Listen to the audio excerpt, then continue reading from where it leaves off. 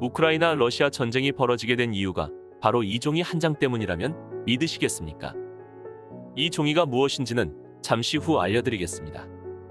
우크라이나도 한때 핵무기 보유국이었습니다. 1991년 구소련이 해체될 당시 러시아 핵탄두의 무려 3분의 1이 우크라이나 영토에 있었습니다. 이 핵무기의 소유자가 누구인지에 대해서는 우크라이나와 러시아 간의 의견 충돌이 있었습니다. 우크라이나는 이 대량 학살 무기들을 두고 평화적인 결정을 내립니다. 핵무기들을 포기하기로요. 1994년 유엔 헌장에 기반한 부다페스트 안전보장각서에 서명했습니다. 핵무기를 보유하지 않은 국가를 핵무기 보유 국가가 침략하지 않을 것이라는 약속입니다. 여기 서명한 나라가 미국, 영국, 그리고 마지막 나라는 어디였을까요? 충격적이게도 러시아입니다. 이 각서의 내용을 한번 살펴보겠습니다. 1. 러시아, 영국, 미국은 우크라이나 자치와 주권을 인정할 것. 2. 러시아, 영국, 미국은 우크라이나 국경이나 정치적 독립을 위협하는 무력을 행사하지 않을 것. 3. 러시아, 영국, 미국은 자국의 경제적 이득을 위해 우크라이나에게 경제적 강압과 제재를 하지 않을 것. 4. 러시아, 영국, 미국은 우크라이나가 핵공격의 위협을 받을 시 유엔 안보리를 소집할 것. 5. 러시아, 영국, 미국은 우크라이나에 핵공격을 가하지 않을 것. 6. 러시아, 영국, 미국은 위 내용에 이의가 있는 경우 다시 협의할 것. 러시아는 1번 조항을 위반하고 있습니다. 러시아가 군사를 30만 명이나 징집하고 있는 이유는 우크라이나를 향한 대규모 공격을 위한 것입니다. 즉, 우크라이나의 주권을 침해하는 행위입니다. 러시아는 2번 조항을 위반하고 있습니다. 현재 우크라이나 정부가 친러시아 성향이 아니라는 이유 하나로 미사일 발사를 비롯한 무력 행사를 한다는 것은 우크라이나의 정치적 독립을 인정하지 않는 행위입니다. 러시아는 3번 조항을 위반하고 있습니다. 우크라이나에게 유럽연합 대신 러시아 친화적인 유라시아 경제조합 가입을 강요한 것은 경제적 강압에 해당합니다. 그리고 러시아가 소형 전술 핵무기를 사용할 가능성이 있다는 뉴스가 외신에 종종 등장합니다. 이는 4번과 5번 조항을 위반하는 행위입니다. 그리고 이미 1에서 5번 조항까지 위반하고 있는 러시아는 6번 조항에 대한 권리가 없습니다. 왜 우크라이나는 이런 결정을 내렸을까요? 그냥 핵무기를 보유하고 강대강으로 대적하는 게 차라리 낫지 않았을까요? 그 이유는 다음과 같습니다. 국제평화와 자국민의 번창만을 바랬던 우크라이나. 국제적 흐름에 맞게 핵무기 포기 조항에 서명했습니다. 핵을 포기하는 대가로 막대한 경제적 지원을 받았습니다. 하지만 입에 풀칠하는 것이 다가 아닙니다. 국가적 안보도 걱정해야 합니다. 즉, 침략당하지 않을 것이라는 확신입니다. 하지만 우크라이나와 인접한 초강국인 러시아가 조약을 통해 이를 보장했었으니 우크라이나 입장에서는 서명하지 않을 이유가 없었을 겁니다. 한동안은 평화로웠습니다. 우크라이나가 러시아 말을 잘 듣고 있을 때는 말이지요. 친러시아 정치인들의 계략에 속아 한동안 우크라이나 시민들은 속으며 살았습니다. 러시아는 우크라이나의 큰형님을 자처하며 사사건건 우크라이나 정치에 개입했습니다. 하지만 끝도 없이 감내나라, 배내나라 하는데 언제까지 남의 나라 시중을 들면서 살아야 할까요? 이렇게 곪은 감정은 마침내 2013년 친러시아 성향의 우크라이나 대통령이 국민의 뜻을 거스르고 유럽연합과 함께할 수 있는 조약에 서명하길 거부하면서 터졌습니다.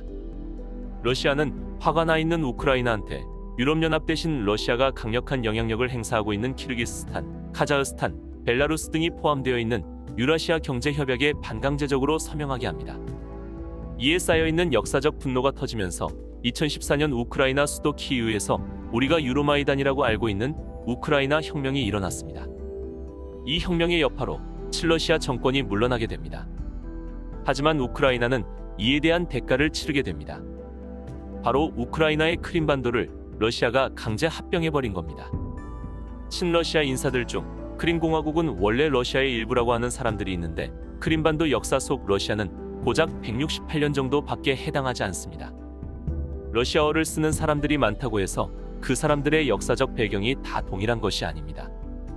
슬라브인뿐만 아니라 그리스인, 고트족, 이탈리아인, 독일인, 튀르크인들이 뒤섞인 곳이 크림반도입니다. 언어가 같으면 다 같은 민족이라는 주장은 중국이 지금 소수민족 탄압하면서 내세우는 이론과 별 차이 없습니다. 크림반도에는 러시아 친화적인 사람들이 많이 거주했으며 강대국인 러시아의 편에 서길 원했나 봅니다. 합병 찬반에 대한 투표가 실시되었으며 압도적인 투표율과 찬성률로 러시아에 합병되었습니다. 하지만 러시아 같은 독재국가가 개입된 국가의 투표가 의미 없는 것 다들 아시지 않습니까? 그렇게 원하던 러시아의 일부가 된 크림반도. 거기 사람들 지금 행복할까요? 병합되기 전보다 물가는 미친 듯이 치솟았으며 임금은 러시아 기준에 맞추기 위해 엄청나게 떨어졌습니다. 또한 이 지역의 주요 수입원이던 관광객들의 발길도 뚝 끊겨버렸습니다. 독재국가의 농간에 노란한 결과가 바로 이겁니다. 러시아는 크림반도를 차지하고 나서 경제특구로 발전시킬 생각을 했을까요? 아닙니다. 러시아는 크림반도를 전략적 요충지로 항상 생각하고 있었으며 크림반도 다음에는 우리의 말썽꾸러기 동생 우크라이나를 길들여야겠다고 생각했습니다. 그 결과가 바로 우리가 지금 보고 있는 우크라이나 러시아 전쟁입니다. 이미 크림반도 분쟁 때 우크라이나가 러시아에게 공식 항의했습니다. 왜 부다페스트 안전보장 각서를 어기면서 우리를 못 살게 구냐고. 그러니까 러시아가 뭐라고 했을까요? 그 계약은 구시대 정부와 맺은 것이기 때문에 현 정부와 무관하다고 했습니다. 부다페스트 안전보장 각서에 참여한 미국과 영국도 책임이 있습니다. 우크라이나가 자발적으로 핵무기를 포기한 만큼 우크라이나에 대한 안전을 조금 더 적극적으로 보장해줬어야 합니다. 자발적 비핵화한 국가의 말로가 이렇다고 온천하에 광고를 하면 그 어느 핵 보유국이 핵을 포기할까요? 크림반도 사태 때도 미 전 대통령 오바마는 말로만 규탄했을 뿐 적극적인 개입을 하지 않았습니다. 이번에도 마찬가지입니다. 물론 미국과 영국이 무기 지원을 해줬습니다. 하지만 물건이 전부입니다.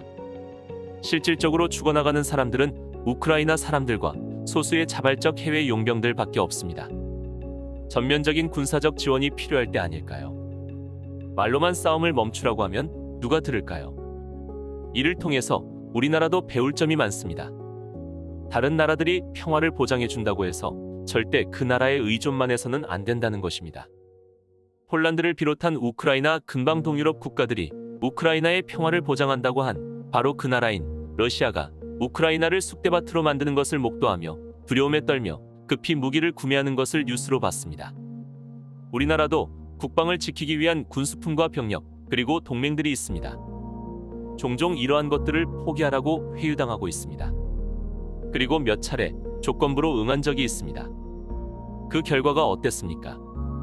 우리는 우방을 포함한 군사력을 절대로 포기해서는 안 됩니다. 지난 23일 금요일 원자력 추진 항공모함 로널드 레이건호가 부산항에 도착했습니다. 팬데믹과 트럼프 전 대통령의 평화협정 시도 때문에 임시 중단되었던 연합훈련을 재개하기 위해서인데요. 북한은 올해 9월 기준 이미 15차례 미사일을 발사하여 한국을 위협하였습니다. 우리나라 사람들은 이런 뉴스를 너무 자주 접하다 보니 많이 무뎌졌습니다. 하지만 AP, 로이터 같은 외신들을 찾아보십시오. 한국을 검색하면 일면에 항상 북한의 무력 도발 뉴스가 올라와 있습니다. 이만큼 우리나라와 북한의 군사적 갈등은 세계적 주목을 받고 있습니다. 모두가 염려하고 있습니다. 우리나라 사람들만 이상하게 관심이 없는 것 같습니다. 몇십 년 동안 전쟁이 재개되지 않았으니 앞으로도 없을 거라는 생각, 요즘 우크라이나를 봐도 그런 생각을 할 수 있나요? 우리나라의 정책에 따라서 훈련이 중단되기도 하고 연기되기도 하지만 미국의 생각은 굳건합니다. 우리나라에 정박되어 있는 로널드 레이건 호는 세계에서 두 번째로 큰 항공모함입니다. 얼마나 미국이 우리나라 안보의 진심인지를 알 수 있는 부분입니다. 전 세계가 우리나라 안보에 관심을 기울이고 있습니다.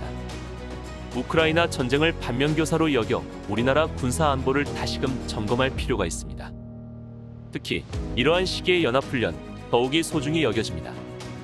누구는 예산 낭비니 누구는 자주 국방력으로 우리나라를 지킬 수 있다고 하지만 전쟁이라는 것은 아무도 모릅니다. 약소국, 약소 지역을 야금야금 삼키려는 더러운 속내를 가진 나라들과 평화적인 협정이 가능할 리가 없습니다.